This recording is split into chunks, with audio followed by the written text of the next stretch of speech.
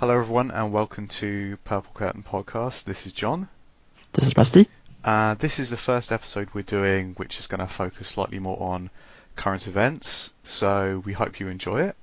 The first thing we're going to be talking about is the situation with Zuki pulling out of promotion for the 23rd single. I'm not quite sure what the exact situation is here, Rusty, because I've seen things written that she's pulled out of promotion because she's working on the drama that she's doing, and I've also seen it written that she's pulled out because, she's had a couple of ongoing health problems. Do you have any information about that? Well, I can't say I have concrete information, but I think they are interconnected. Like a while ago, a few of my Twitter friends who were watching the dramas Mitsuki were on, they noticed that Mitsuki looked a bit tired, especially like underneath her eyes, like very dark. She seems like she's a little bit exhausted, and I think maybe because she has so much gigs going on, she have two drama consecutively going on, and the second one, Video Girl Mai, she's the protagonist, and she also have some other Nogi stuff like that Fanta commercial that they got recently. Like there's a lot going on, so I can see how she's kind of physically tired from all this work, and I can see the logic to how all this work is making it a bit harder for her to continue to do her stuff as a senbatsu member for Nogi. I mean, I guess what I'm really asking is that, when Ika-chan pulled out of, what was it she pulled out? Did she pull out of handshakes, or did she pull out of one single because she was doing stage plays? She did both. She wasn't in the single, but she wasn't available for the handshake for the single. I think she still appeared for the few handshake before the hiatus, like the one for the previous single that's already broke. But for the single after she announced her hiatus, she's unavailable, and she was focused on her university exam, I think. So it makes sense. Yeah, because at the moment I'm not quite sure whether Mizuki has taken a break because she wants to capitalize on the drama work while it's still coming, or whether it's because she's too exhausted to do both things at the same time. She did mention poor health in her blog post. Right, so, she did mention poor health then. Right, okay. Yeah. I'm just not quite up to speed on exactly what's been going on there. No worries. It's kind of something that I think the management should be slightly more worried about than it is. Because we have had a couple of members burning out recently because they've been doing too much work. And I don't think that management should be banning all outside work because it would be a bit ridiculous. But I do think that they should maybe be monitoring the situation a bit more carefully than they are now. Because if Mizuki was looking a little bit tired when she was doing, like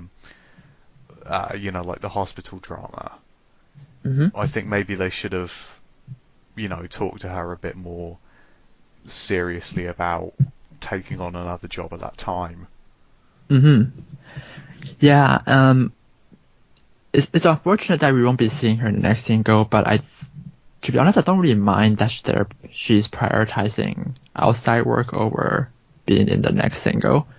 No, in fact, if I thought she was prioritizing outside work, in particular, like deliberately, I think that would actually make me feel more relaxed than I do feel.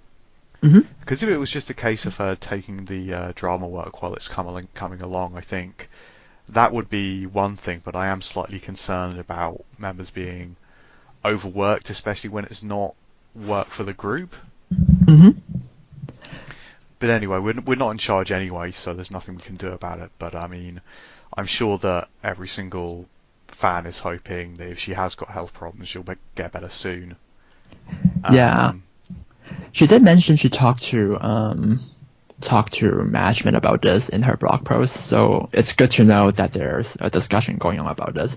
But yeah, I think it's still best that they are more sensitive to these potential health problem, and sometimes they can take proactive action instead of something that's more reactive. Yeah. Mm-hmm. But I am glad that she is at least getting the time that she needs.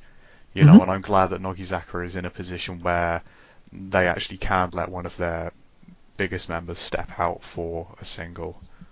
Talking about this drama though, I don't really watch dramas, so I haven't actually sat down and watched the episode. But I watched the trailer, which looks super thirsty. I shook my head a little bit. Like there is a lot of stuff like this on TV. I think the male gaziness of it kind of is too off-putting to ever really want to watch it. It was the same with Nanasei's one. Yeah. Which I never watched. Yeah, same. I didn't watch that one. I kind of want to have a sort of like minor rant about manga protagonists actually, because this is like a story about like a boy who has like a magical girl come out of his video player with sort of kind of verging on superpowers in the sense that she seems to be like capable of like doing pretty much anything, and the first idea this kid has is to, try and have sex with her. I'm a little bit like, that's such narrow-minded thinking, You have this like magical girl who's capable of doing anything. So, you think of the endless possibilities. You could have somebody to help you to study, you could have somebody who could sort of like help you with the cooking, you could have somebody there to like do all the things that you can't do while you're off like out having, like the various adventures in your life. There's like so many possibilities, but every single time, like a manga protagonist will try and have sex with them. And that's why manga protagonists are all incredibly boring, and I hate them all. There you go, Rusty. Sorry for going off on that, but I absolutely hate manga protagonists and their narrow thinking. That's fair. A lot of manga protagonists are like extremely bland and uninteresting, and like it's not even about their personalities. Often they even have similar look, like a brown, blackish hair, shorts, and like a very set down style, a very set down look. It's not very interesting or creative, and I mean, to be fair, this is an older work, it seems like a long history, but it's still the same mode. It's their similar protagonist with a similar personality and similar look. It's not particularly interesting. And she still looks cute, but her wig is ridiculous. That's true.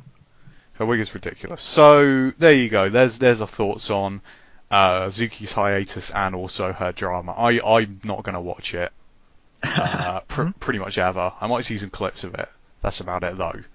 I'm glad she got the job because she's gonna get paid for it, and it might lead to other stuff in the future. But it does look rubbish. Yeah, it's not. If she had a choice, well, if I have a choice for her, I guess we would prefer something else. But yeah, it's a job. Yeah. So moving on, we've got some good news to balance out the bad news, which is that Misa has got herself a boyfriend already. So really, really quick work there. I'm very impressed.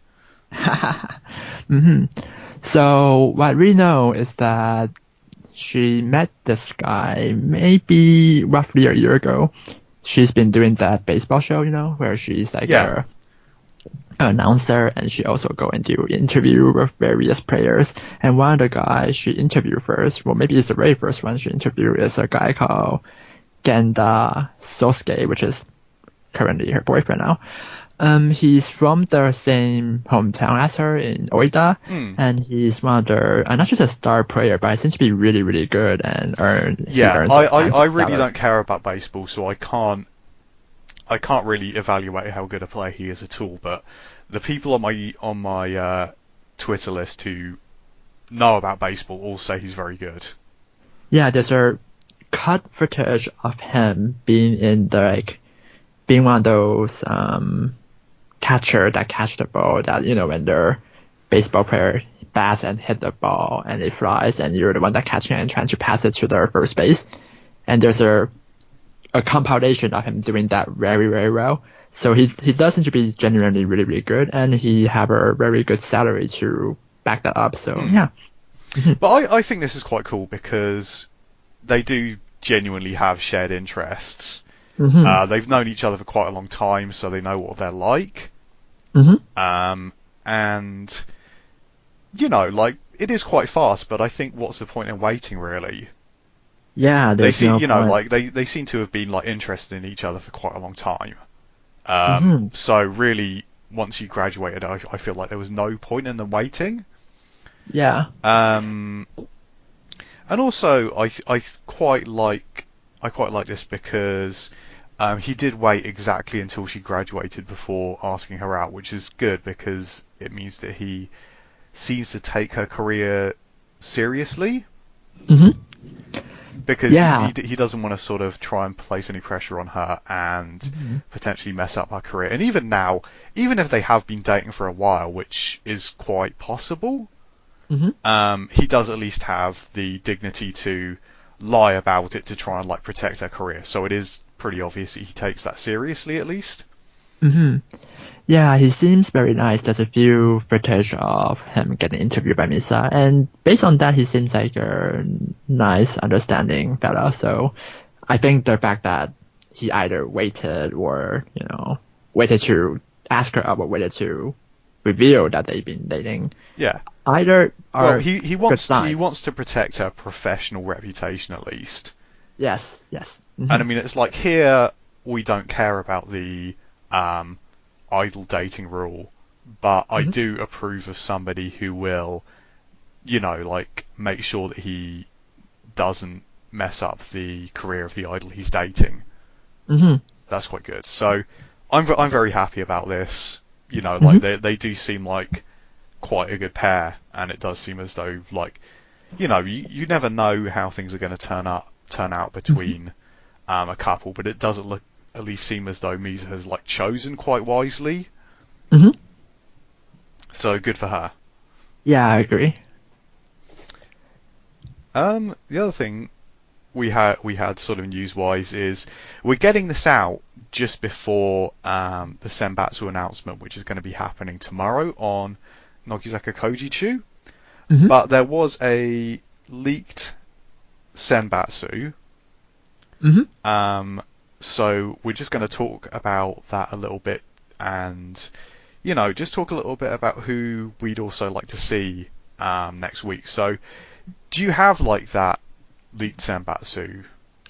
I tweet about it. I don't have it on hand right now, but one of the most notable thing about it is that there is no 4th gen on it, which a lot of people find suspect because most people are expecting at least a few 4th gen to be on it. So yeah, but there seems to be one thing that's more credible than the rumor of the whole senbatsu, that is that media is in. That seems to be more confirmed because there's a particular poster on 2CH that have a good track record of that thing he said turned out to be true, and he mentioned media is going to be in senbatsu, so at least media seems to be in. So yeah, about no 4th gen, I think I'm okay with that because I feel as though 4th gen haven't been pushed quite as hard as 3rd gen, and as a result they don't have quite the existing fan base that 3rd gen had when they first got into senbatsu. Obviously the solution there is to actually start including 4th gen more rigorously in the things that are happening. But as things stand, I'm not sure that them leaving 4th gen out is such a big deal. They are, they are very new. So really what I'd like to see, rather than 4th gen being included in this senbatsu, is just to see them more in general. Hmm. I mean, if they are Yeah. included, like fine, I'm quite happy for that to happen. Hmm.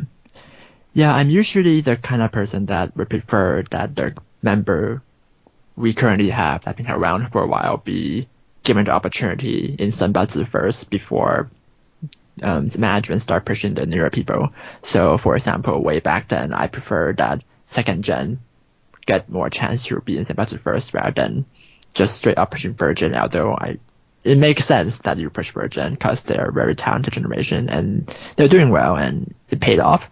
So that mentality I still have right now, where I would prefer that second gen or third gen or first gen even be given more opportunity instead of having fourth gen be pushed straight out the gate.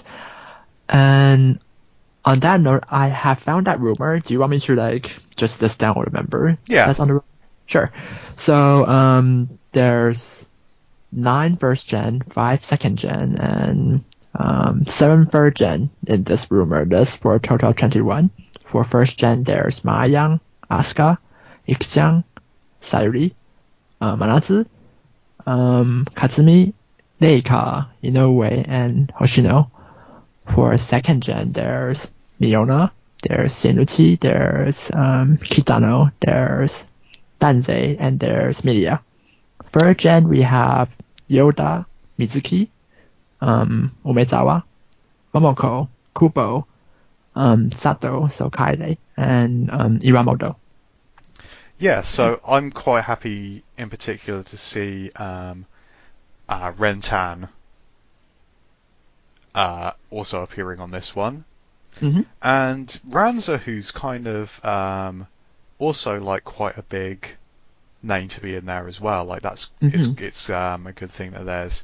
I think 5 second gens is quite a lot as well. Yeah, it's I don't think there's been that much since a long time, or maybe ever, because first there've been so many first gen that's popular, and then third gen came about, so they've been squeezed in between like a sandwich. So 5 second gen is quite a number. I would like to see more second gens getting a chance now that first gen is finally going their separate ways. Mm-hmm. But Yeah, like Nenachi haven't gotten to be in Senbatsu once yet. yeah, Media too, and now she's in. That's good news. But it would be nice to see Nenachi get her chance, for example. yeah, because I was just going to say this. I'm glad that Miria has finally got a chance to appear in a single because, we've said it before on the podcast. I really would like every member to appear on a single at least once. Mm-hmm. And it really wouldn't be a particularly big stretch for management to actually accomplish that. Mm-hmm. Miria's actually been like a fairly consistently popular member at Handshakes for quite a long time, especially with so many first gens no longer actually doing Mm-hmm. Handshake. People like Miria have taken up quite a lot of the work for that. Mm-hmm. They do, and they work really hard. And I'd like to see all of them on a single at least once, and I'm very glad that Miria's got this chance. Mm-hmm. Like the members I would personally be most excited about are Juna and Renachi, but Mm-hmm. that doesn't mean that I'm not very, very glad that Miria's finally got the chance to be on her A side. Mm-hmm. So Yeah, I agree. Like, Media's not the member I'm most excited about, but I'm still very happy because I do also want to see every second gen get a chance to appear at least once. Is there anyone? Yeah, Sorry, who would you I was like just to be saying. center? Center. That's a difficult question. I mean, I would be pretty happy to see Ikujang or Asuka center, although Asuka's probably way more likely than Ikujang. Yeah. I mean, for some reason, they never really let Ikujang center except that one time. What I would like to see is Ikuchan now, Mm-hmm. Asuka in the summer, Mm, and a third gen in the final song of the year. mm-hmm. Yeah, that'd work. That'd work. Is there a particular version you would like to see? Well, I mean, part of the reason why I'd like to have it at the end of the year is because I want to see how things pan out and whose popularity ends up growing. But I would say, I would actually say Mizuki when she comes back. Mm. Yeah, she have a lot of momentum right now, so I can definitely see her centering. Like, I want things to balance before she comes back and does that. I Mm-hmm. wouldn't want that to happen in the next single because I think it would be too much pressure on somebody who already seems to be struggling with the pressure. Mm-hmm. But, you know, she is someone who I have thought of as being a potential centre pretty much since she debuted. So Mm-hmm. that's something that I would like to see at some point Mm-hmm. this year. I think it would be really good. Mm-hmm. Um, have you got anything else you want to say about senbatsu? Not maybe beside the fact that if this rumor is false and if Mitsuki had been talking with management for a while beforehand regarding taking a break, there is the off chance that she isn't in senbatsu and someone else is there instead. Yeah, And that'd be pretty interesting, I guess. Maybe interesting is not the right way to put it, but that's one more spot. Basically, it could be Nenachi, it could be Junan, or it could be a fourth gen even. yeah, We don't know. Yeah. yeah. Hmm. They might ask a fourth gen to replace her. Hmm. So you wanted to talk a little bit about Kakegurui, didn't you, with Yeah. Mattsun? Hmm. Yeah. It's just I think it's a great drama. So like in almost direct contradiction with Video Girl Mai, I think Kakegurui is a lot more interesting. First off, it don't have a bland male protagonist. It have a female protagonist that seems a bit more interesting and quirky. But most importantly, I think it's just that they have a very interesting concept and the drama managed to convey the eccentricness of the manga really well. What I mean is that there's been a lot of manga adaptation of various things, and they don't always do the best job trying to convey the way the manga do things. Yeah, I One of mean, I think there's 2 points there. I think manga adaptations they kind of tend to drag because the temptation to do a sort of page for page adaptation is too Mm. great. Mm-hmm. So you get a lot of problems with manga adaptations where there's not that much happening for quite a long time, and then quite a lot of things all happen at the same time because the rhythm of writing a manga and the rhythm of making a TV show flow properly are not the same. Mm-hmm. And I think a lot of directors don't appreciate that. But I would also say that I think live action adaptations of manga are particularly bad. Yeah.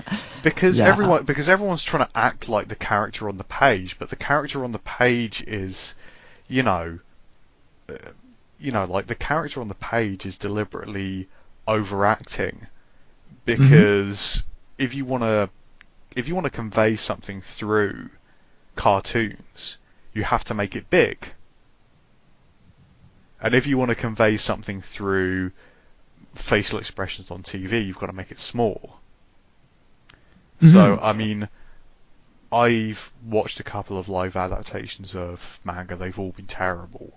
So I'm glad to hear that you're impressed with this because I actually have never read this manga, so I don't know anything about it or like the storyline or the world it's set in.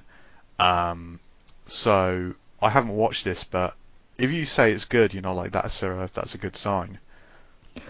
Yeah, I think there's two ways to go about adapting manga, and it depends on the manga as well. Some manga are more, I guess, more rooted in reality and more serious. For example, Death Note, although it have a very, very out of the world concept, it's more grounded in reality, I guess, you know what I mean? Like Yeah. the acting. So the acting don't need to be too flamboyant.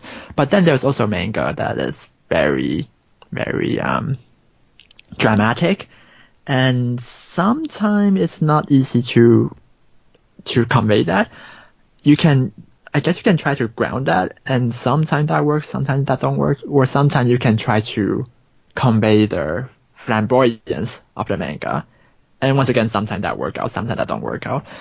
Anyway, in Kakegurui, basically, I haven't read the manga info, but I have read enough info to know what's going on. Basically, they have the school and everybody is addicted to like gambling and gambling Oh is yeah, how they that's right. gambling is how they determine the hierarchy of your social status in the school. And there's the student council, which basically set up this hierarchy. And the protagonist is someone who's smashing through the social order of the school because she's so good at gambling. Yeah, I And mean, there's a couple of things here. Like, I've often wondered with the student councils you see in anime, is that an anime thing or is that a Japan thing? Because, you know, there were student councils in all the schools that I went to, but nobody paid them any attention whatsoever. You know, they were there as a kind of extension of the PTA. Um, yeah, I don't know. I mean, they're more important in like university here, at least I am. But in high school, yeah, they're not that important. I'm not sure is it like that important in Japan. Although it's interesting to know that Manatsu was our student council president. I'm not so. surprised at all. Yeah, I fit her personality. Anyway, the drama tried to convey their flamboyance in the manga, so it's trying to be dramatic. And one of the key things is that basically a lot of the characters in the manga have a different side to them. So there's a more calmer, more normal side, but then there's other side where they're very, very, very dramatic, very different, I guess. So Sayuri is playing her idol, and normally she has this idol character, right? Where she's cheerful, happy, and, you know, idol-like, and it make her fans happy. But then there's this side of her that don't like those does, and is very cocky, very confident, and look down on these fans that cheer for her. And I think to be able to convey that well, it's not necessarily easy, and I think Sayuri did that really well, so that's something I'm happy to see. I mean, I haven't watched the whole thing because I don't really know anything about it, but I have watched the cuts of Sadie's scenes, and she's absolutely fantastic. And I wouldn't say that she was born to play that role. I would say rather that that role was written to be played by her. Like she's so incredibly good at it. Both at the idol side and the backstage stuff is really just absolutely spot on. I mean, it's supposed to be over the top, so I think you can hit over the top roles slightly easier. But she's just perfect. Yeah, like I love it. Yeah, especially since she's also playing idol, and she's really good at being an idol. Yeah, she is. She's pretty good. Yeah.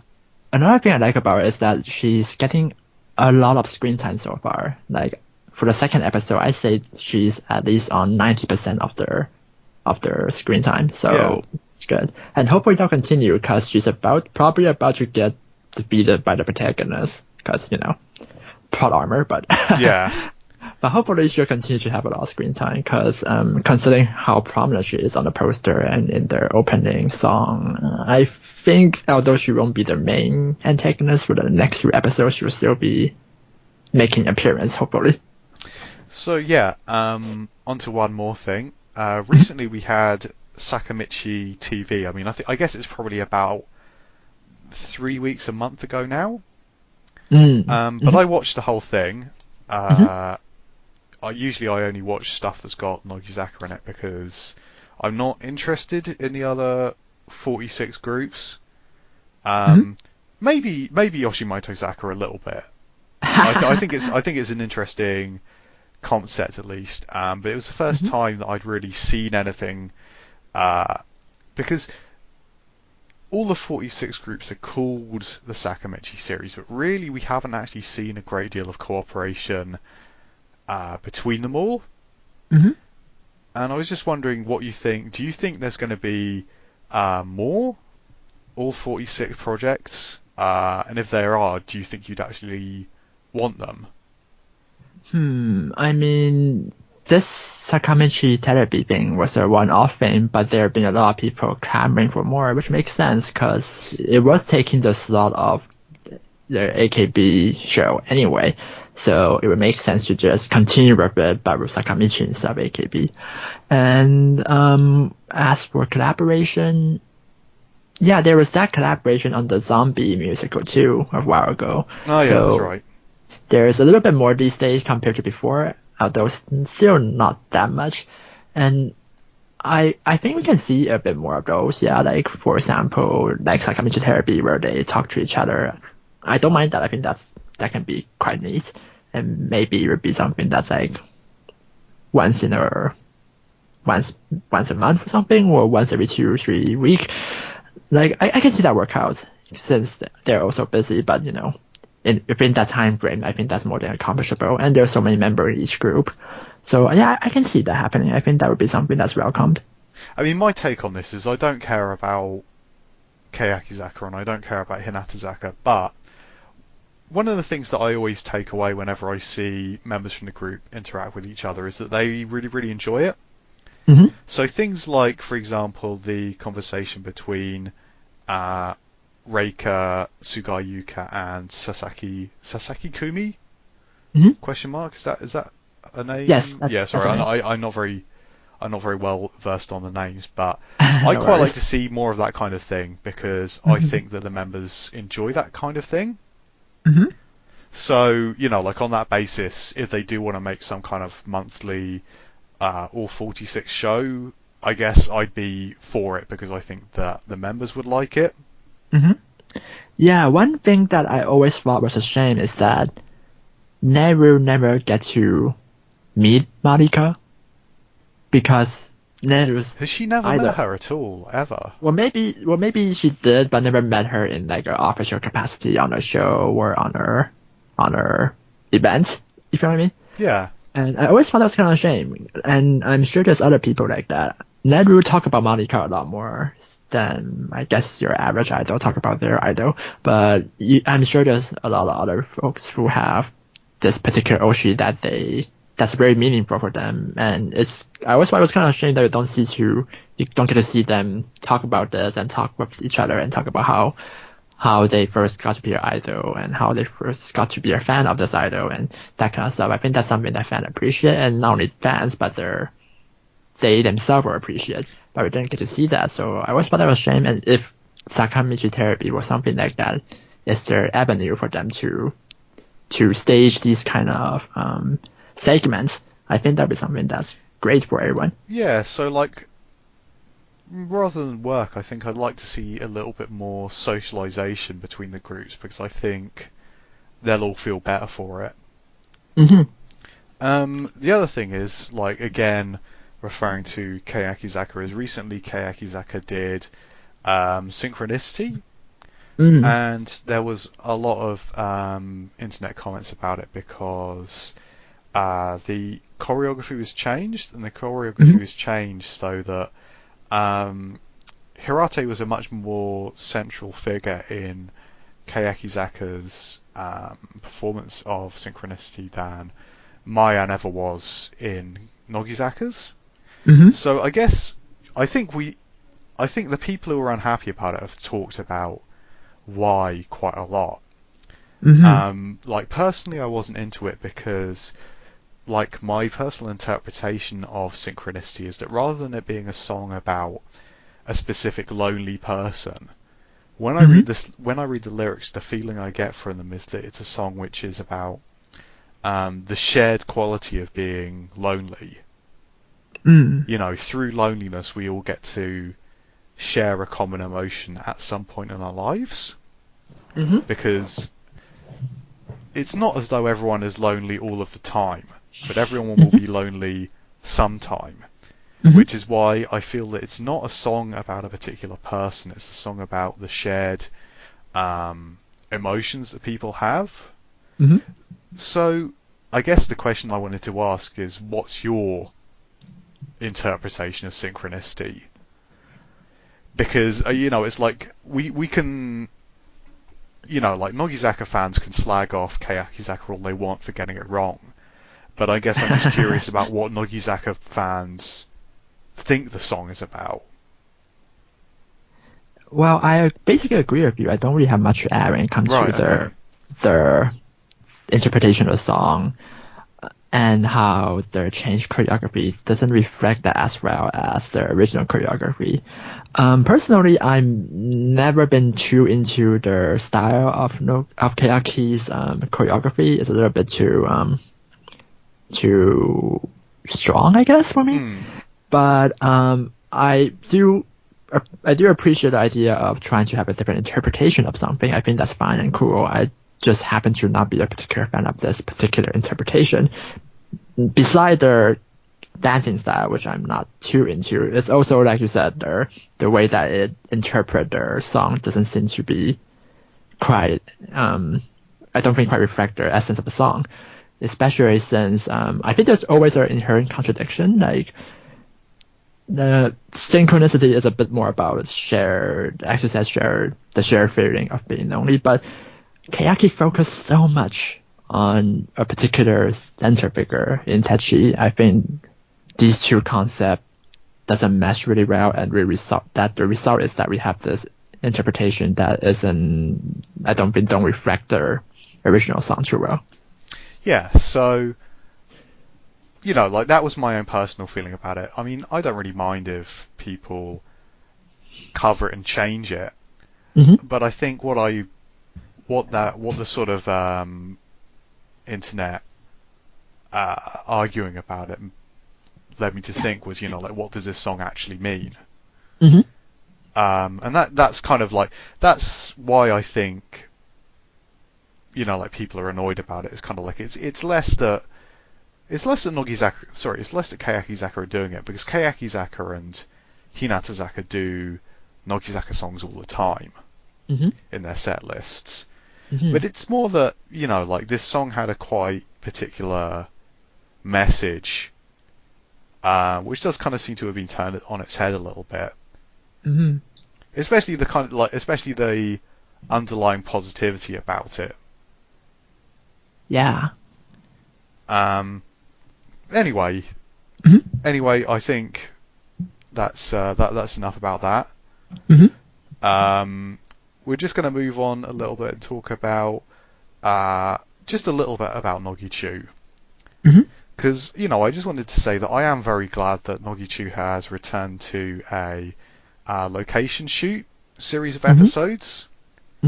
I don't think it's quite as good as the Guam series, which I think a lot of Nogizaka fans will be familiar with, because the Guam series in just a couple of episodes has sort of managed to launch so many ongoing memes that people just keep referring back to again and again.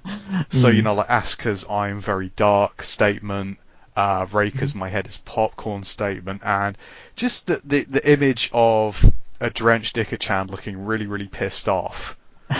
Like, like, as fans, we've kind of gone back and referred to those, like, moments in that series of episodes so many times, but it has been really enjoyable to see the members out and about. I do think that location episodes, I mean, they're expensive, so I know why they don't do them very much.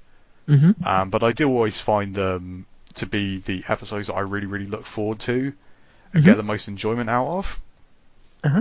And also, like, watching those episodes made me really happy because Junna really, really sort of stood out a lot in those episodes, and I've been a really, really big fan of hers for ages. And you don't get very much if you're a Junna fan, really. So it was really, really great to see her standing out. Made me really happy to see that. You got anything you want to say about Nogichu? Yeah, I think you're correct that Guam is still more iconic.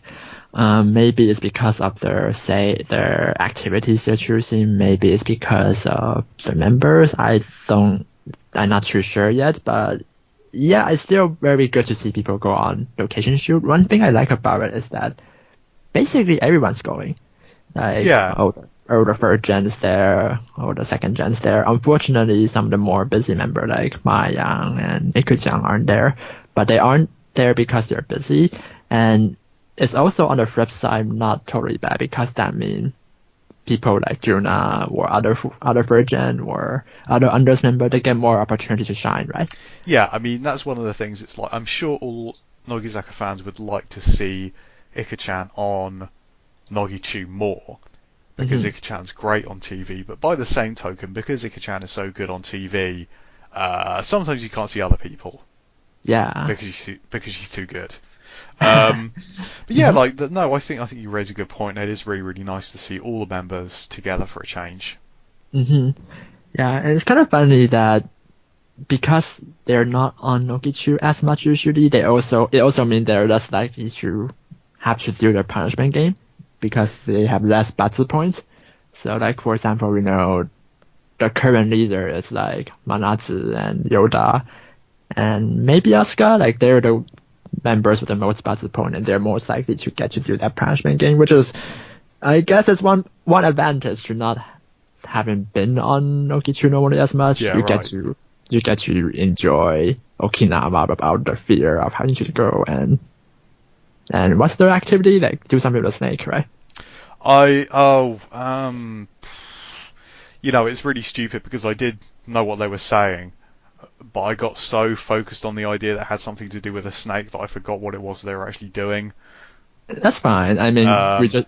Yeah, the punishment game will be something to do with a snake next, like, tomorrow. So, yeah, look forward to that. It's funny if Nanase's not there, so it is definitely a punishment game for everyone. Yeah.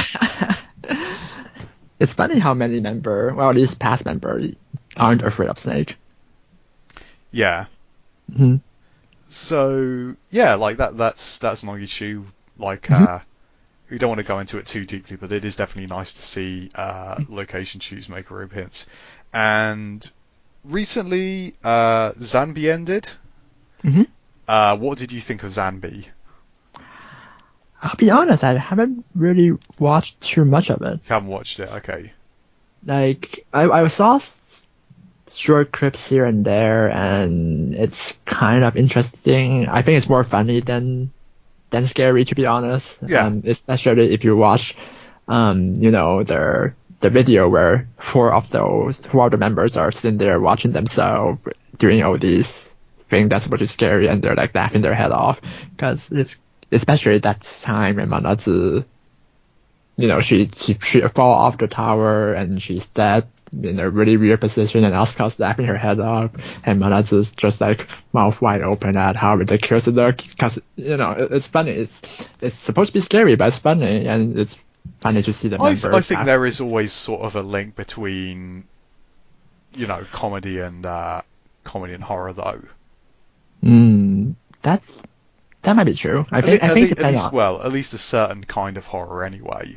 Yeah, like a dark comedy kind of comedy. Because I think, like for example, I'd say, I love Aliens, and it's funny when Ripley threatens the Alien Queen by saying, "Get away from her, you bitch." And I love that film. I think it's pretty much flawless. Or when I don't want to get sidetracked talking about how much I love Aliens, but I love Aliens a lot. I thought Zanbi was rubbish, but I couldn't stop watching it. Like I found it very watchable and entertaining, even though it's just like objectively on pretty much every level a terrible TV show. Like one side note, like I didn't think they actually made flame effects that bad anymore. Like the fire effects in Zanbi are like incomprehensibly terrible. Maybe they got some like high schooler to do some summer work project or something. I don't know. Yeah. Anyway, that was wild, but like I enjoyed watching Zanbi, and I am quite glad that I like idle terrible dramas, and I'm glad they made it, even though really if I was to sort of objectively assess it, I'd just say, yeah, it is a rubbish TV show. I think if it's like entertaining, then it got its job done, actually. Yeah, pretty much. I mean, AKB used to have Majisuka Gakuen, and I tried watching some of them, and I couldn't continue. It's that bad for me. I love how bad it is. The thing is you get quite a lot of like movies with the like deliberately bad aesthetic to them. You don't get that much for TV shows. Mm, So like I really enjoy it when I get to watch a TV show that has been I don't know whether it's actually deliberately bad, but with that sort of aesthetic of, like it's so bad it's good. You don't get much mm. TV like that, I don't think, which I think is a bit of a shame. Yeah. I Speaking think of I which, think if you're going to make a bad TV show anyway, you might as well make it deliberately bad. Sorry, what were you going to say? I was saying that, yeah, speaking of which, Zombie is also going to release a mobile game. And one of the funny thing about that game is you get to see this picture photo of member in Zombie holding these ridiculous gun in weird ways and dress up like they're a hunter in the forest. Like Yeah. it's kind of hilarious. So you know what? I like that because A, because it's ridiculous, and B, because it's got nothing to do with what happened in the film at all. Because they're Yes. never armed in the films, like at all. Like a mop or something is like the most armed they get. Um, so that's good. Yeah, like it's have nothing to do with the film, which is also hilarious. And like there's this picture of them dressed in maid costume with a gun, which is like what? Well, it's like maids have got to protect themselves during zombie apocalypses too, I guess. That makes sense. That sounds fair, to be I don't know honest. where they're going to get the guns in Japan because it's got pretty tight gun control laws, but it's best not to think about that. Moving on, like you had some Ika-chan drama talk you wanted to do as well, didn't you? Yeah, just a news announcement really. Ikuchan's going to be on this drama about bank, and she happens to be promoting this bank called what's the bank called again? Anyway, Uh, she's going to be a poster girl for this bank, Mitsutomo Bank, actually, Mitsutomo Bank. She's going to be a poster girl for this bank, and I think, if I'm understanding this correctly, that poster will appear in the drama, and that's it. Like, she's not making a physical appearance, yeah. and This is quite confusing. It seems as though Ika-chan has been hired to do an advert in the fictional universe that this drama is set in.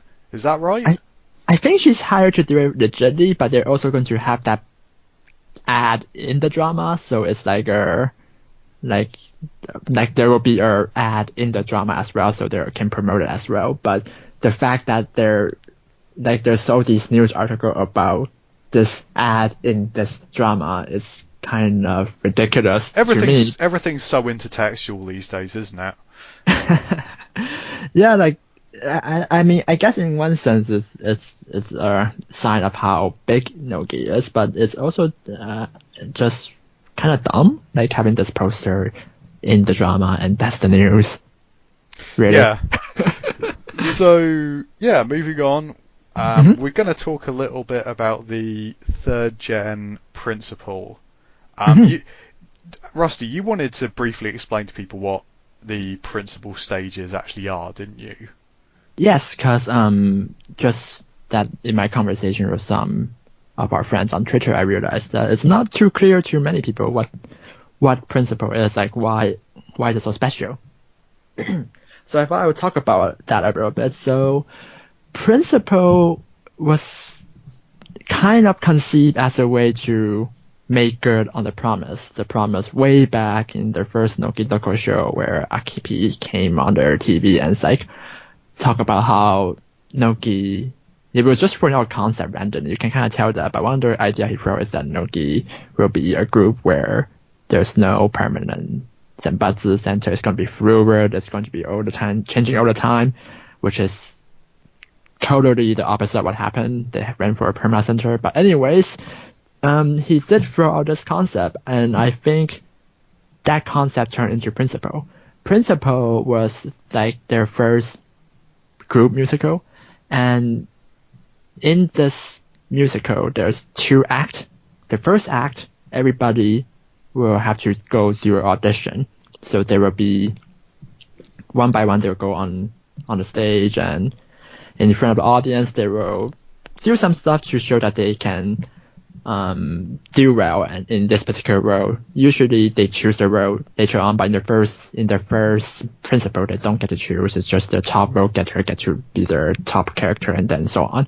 But in general, in principle, you choose a particular role you want to go for, and then in their first act, you try to showcase yourself as to why you can excel in this role.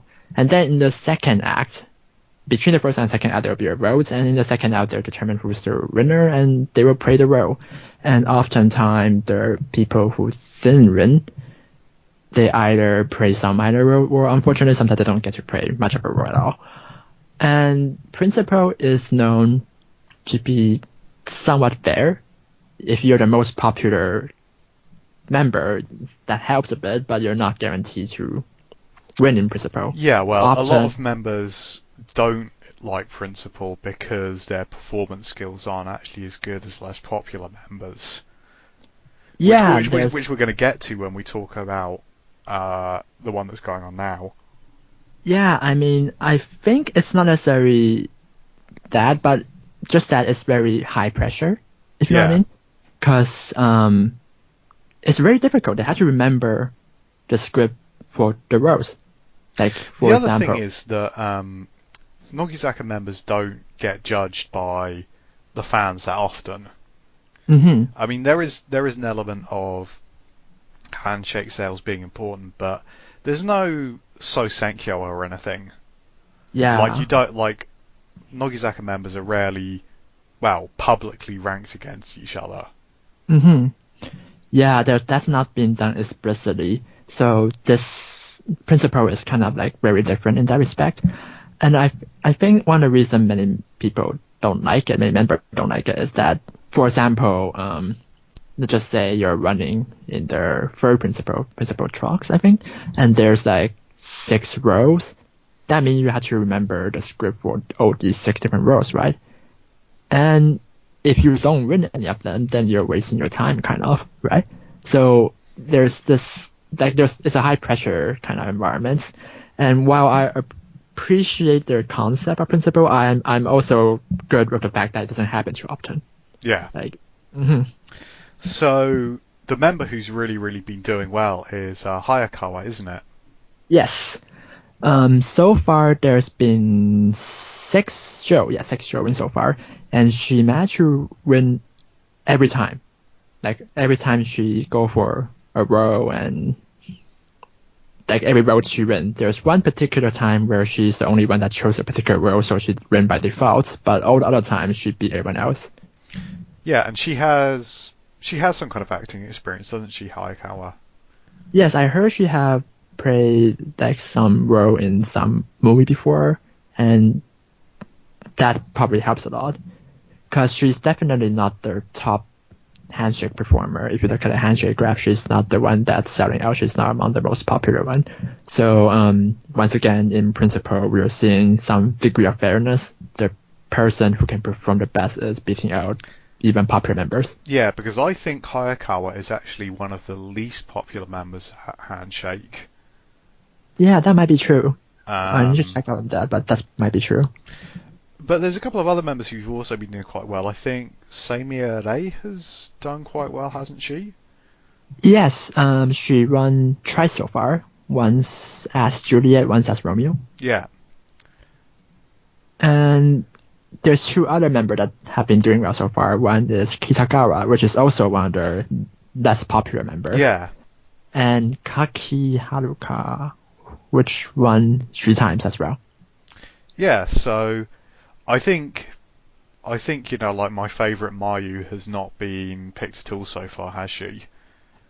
She haven't been picked at all. And also, there's 3 roles that they can apply for in this particular principle, which is Romeo, Juliet, and other characters. Mm-hmm. And Mayu has chosen Juliet every single time. And failed every single time. You know how I mentioned that they have to remember the script for every row? Yeah. One trick is just to remember the script for one row and go for it every single time. Yeah. If your brain doesn't work too hard, that might be the best thing to do. Yeah, which reflects some degree of brightness in my opinion. But yeah, beside Mayu, Shibata Yuna and Endo Sakura has not won anything as well. So she's not alone at least. But yeah, like it's interesting because, like, as you said, you know, like principle is it's very tough, but it's also one of the few times where if you're one of the less popular members but you have good skills, you can stand out. Mm-hmm. And Hayakawa has been standing out a lot, so Mm-hmm. good for her. Yeah, like in the last principle, which is actually no, it wasn't a principle, but it's basically a principle. The Virgin one, I forgot what's the name of it, but Kubo did really well there as well, and she's very popular, but she's not the most popular. But she was beating like people more popular than her, so that's another example of someone who's a good performer beating out more popular member. And also, Inoue Sairi, Mm-hmm. talking about stage plays, has been selected to be in Little Women. Do you know when this is coming up? I should. I just need to look up their poster. They released a poster recently, by the way, and it looks really good. It's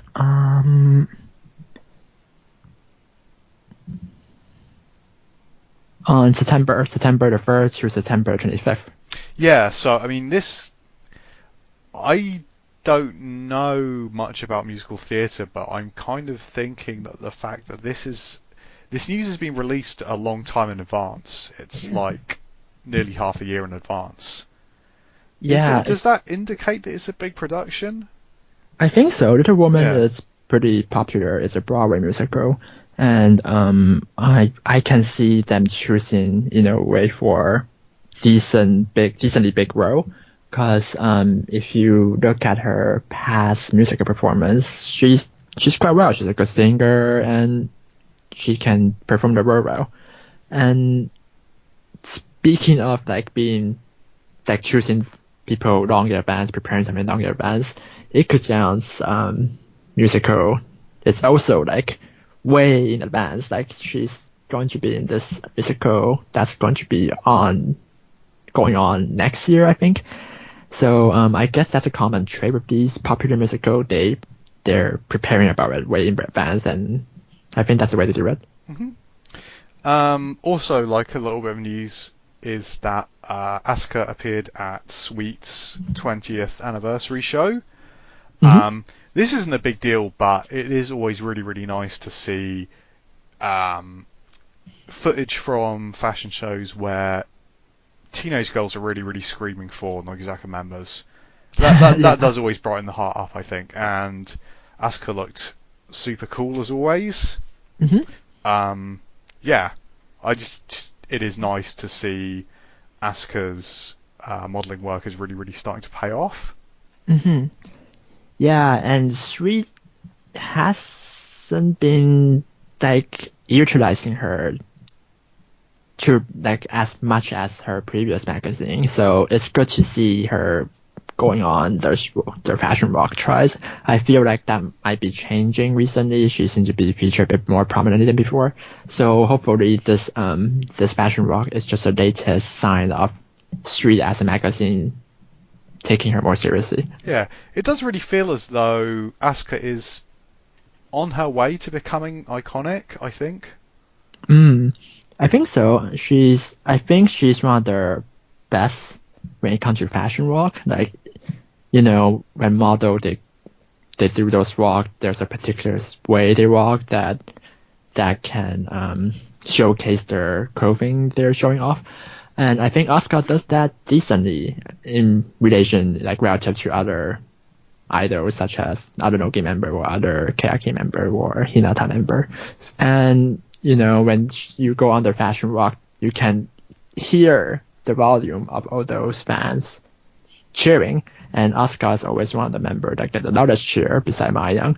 So we can definitely say they're doing well and gaining decent popularity. Now, I also don't know whether this is something that more, like fashion designers actually want, because really what they want is somebody who will sort of show the clothes off as opposed to being a personality. But I do always like the way Asuka does always have her smug grin when she's out on the catwalk, you know, with a whole ton of charisma. So I don't know whether that's actually good for fashion designers, but I really like seeing that. Yeah, I don't know, but it's always a treat to see at least. Yeah. like as always, Nogizaka have been appearing in quite a lot of adverts in recent times, but the one that I wanted to bring up was the one for Taiwan 7-Eleven, where Hori, Kuboshi, and Asuka advertised 7-Eleven's cup noodles. Mm-hmm. And I just kind of wanted to mention it because that's a really, really cute advert.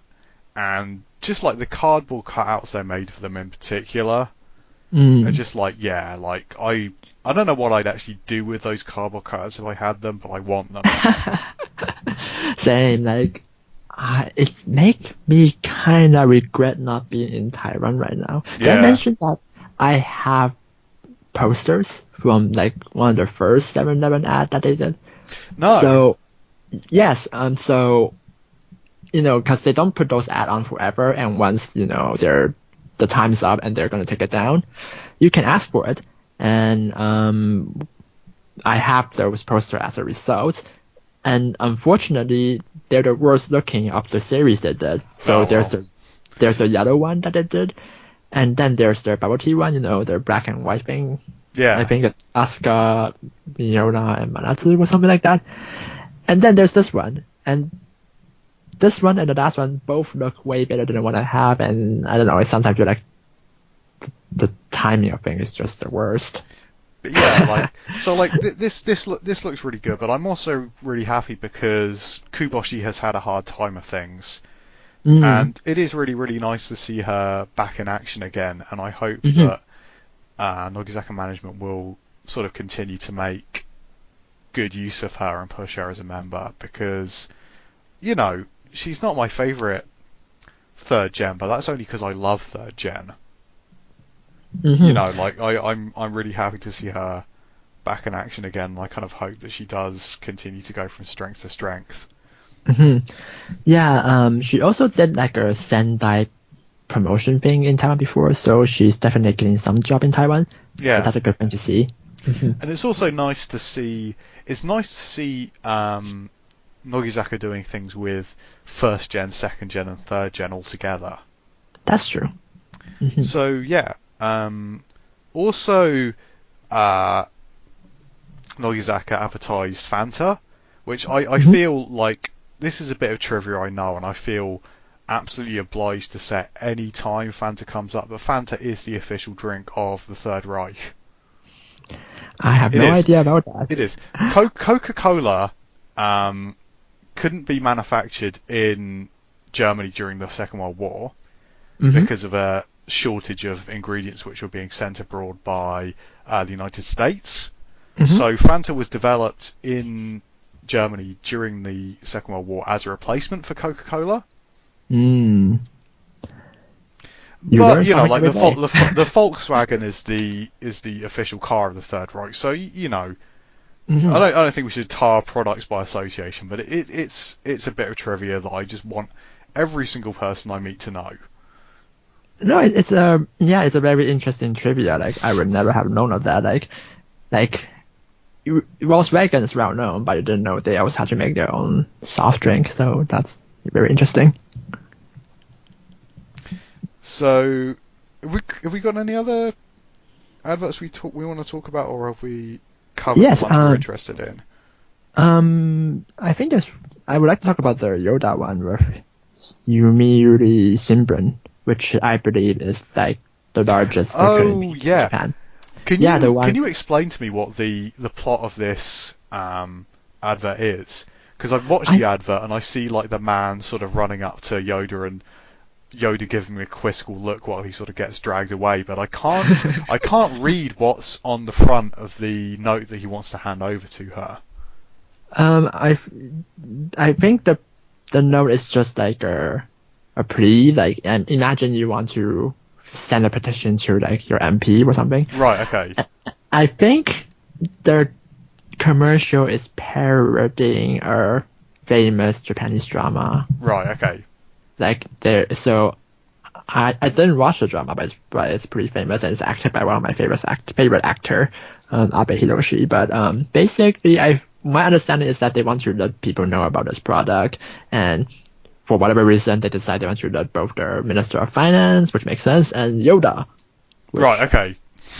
Why? The answer that these two people know about it, but these two guys have no connection, but they've already promised their worker that they're going to do it, so they decide to just take their product manuscript, I guess, and run straight to the Minister of Finance and Yoda to, ask them to promote it or something. Well, and if obviously I they had to get say dragged who away. I thought was most powerful between Yoda and the Minister of Finance, I would say Yoda as well. So I can understand the logic this person is going through in the advert. Yeah, especially considering the current Minister of Finance Japan is an idiot. So, yeah, I'll Yoda have all to the take way. your word for it. He is, even by like LDP supporters. LDP in general don't seem to be the finest minds available to the Japanese state, so No, doesn't no. surprise me. Mm-hmm. Yeah. Any more? Maybe not. I think that's their. Actually, yeah. I think that's it. Commercial wise. Well, in that case, I think we have covered everything we want to talk about for this week. So it's goodbye from me, John. Mm-hmm. And that's goodbye from me, Rusty.